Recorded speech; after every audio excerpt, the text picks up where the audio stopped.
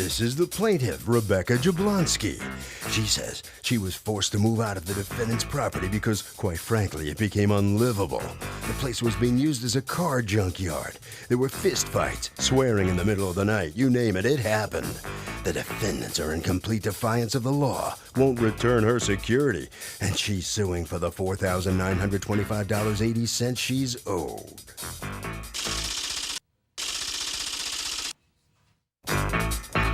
These are the defendants, Beverly and Mark Bluen. Beverly says the plaintiff is not all there, if you know what she means. She left the place a huge and disgusting mess. She's a downright ingrate and can't believe she's actually in court today. In fact, her son's suffering from terrible back pain, having moved all the plaintiff's things, getting the apartment ready for new tenants. She's accused of bad landlording. Rebecca Jablonski, Yes. you are suing your former landlords, Beverly and Mark, pronounce the name for me? Bluen. Bluen, for $4,925.80 in your security. Right from the start, this case looks much bigger than a simple security deposit dispute. The tenant is asking for nearly 3 times the deposit back, claiming it was withheld unlawfully. But here's the twist: if the landlord can prove there was legitimate damage or a lease violation, that claim could fall apart. So pay close attention to the evidence, because that's where this case will be won or lost. Deposit that you say was unlawfully withheld times 3, and you're going to explain to me how you do that. Okay? Talk to me. Tell me what's going on. Well, we rented the house on January 1st, 2009, and I gave Beverly a security deposit of $1,860. Okay. Okay. I had a Section 8 subsidy, and this is a copy. And Section 8 means that the federal government is helping to pay your rent. Right. How that's much does correct. Section 8 pay? When I first moved in there, I believe $772. It's contingent upon my income. So depending on how much my income was, it would change occasionally. Okay. All right. And then what happens? Why did you move? Well, I moved because it was just intolerable living there. But How? loud music. Her other son, not the son that's here. Okay, hold on. Describe to me what this. I thought you were renting a house and it was a freestanding Yes. house. It was, but it was behind Beverly's house. And Okay, so it's like a guest house or something on the. There's 2 houses on There's the property. 2 houses on one property. Yes. Okay, so there's a main house where they live, and there's a house in the back. In That's back. where you folks were Right, renting across the from parking them. lot. And there was too much loud music coming from who? Okay, there was a barn about 25 feet away from our front door, and her son had a business fixing cars in that barn. And he had customers coming in and out. There were car repairs day after day after day, sometimes into the middle of the night. Sometimes he would repair cars right outside my bedroom window till 1 or 2 o'clock in the morning. And he would have customers and people going back and forth in the yard.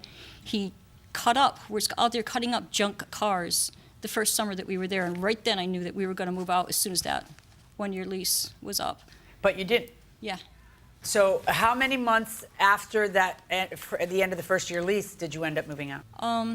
11 months. Okay, almost a year. Yeah. All right, now, according to you did not sign a new lease for those 11 months. You were on month to month because the first lease had expired. According to you, you have a signed lease. May I see your signed lease? This is a signed lease. It requires 2 months to notice in writing. Now this is where things get interesting.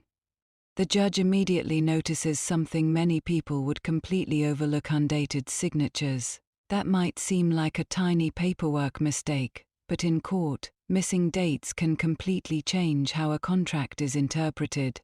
Do you think this lease was genuine, or was someone trying to rewrite history? To vacate the property. Why is there no date on the signatures?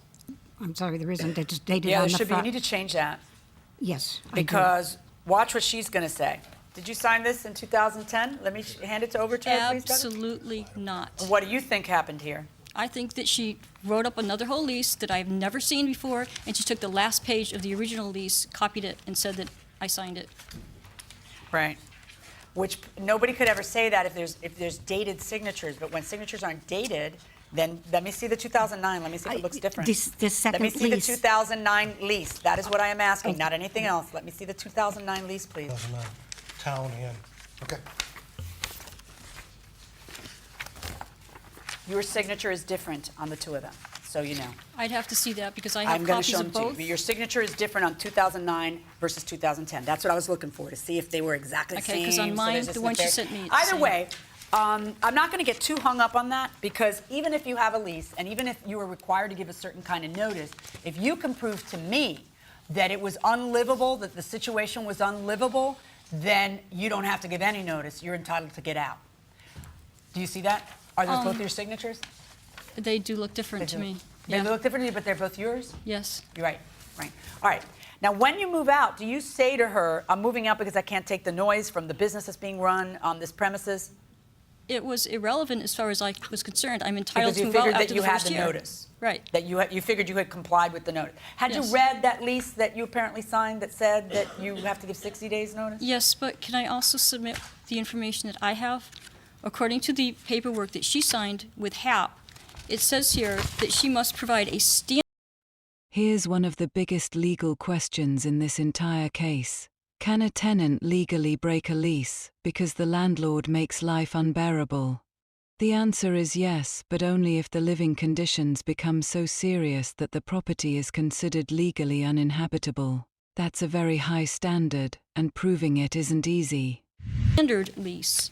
And a standard lease doesn't have anything about a 60-day Standard lease notice. doesn't give you a right to get out of it at all until your time is up. But my time was up. When was it? No, according to this lease, your time would be up when?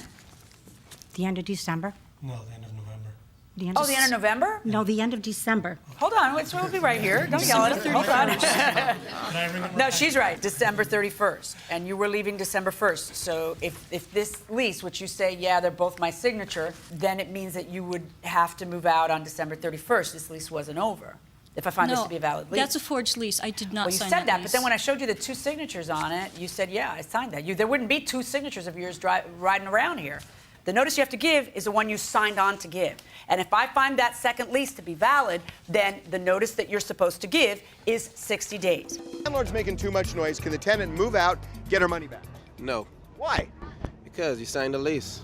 Yeah, but at a point, if the landlord makes it unbearable, can the tenant move out and get security back? Yeah, absolutely. Wait, but it has to be really noisy, Yeah, right? really noisy. Like really, really noisy, right? Yeah. Like really, really noisy. Conditions have to be unlistenable. Like really, really noisy.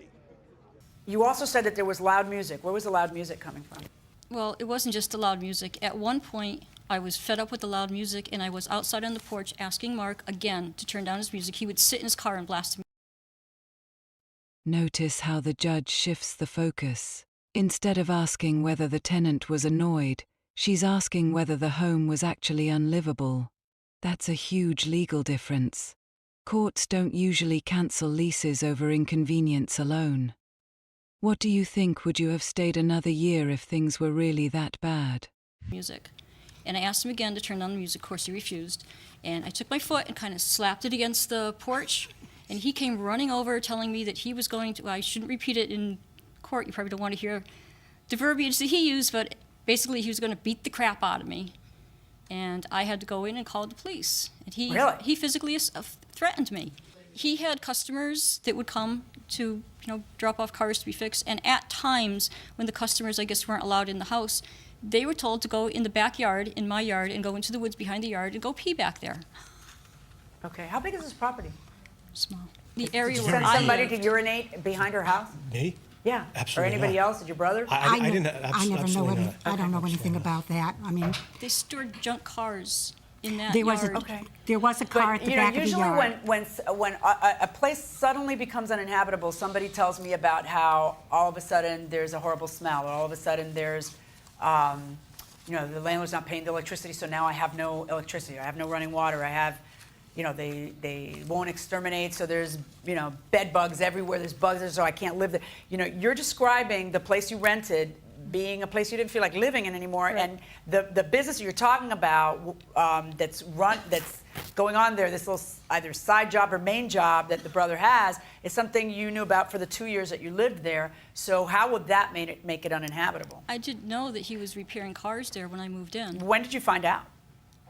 That first summer, well, Okay, actually the that's first the year. spring. Apparently, it's livable because you lived there for another year. Let me had ask to you a stay question. How there. do you come up with the figure in your lawsuit, $4,925?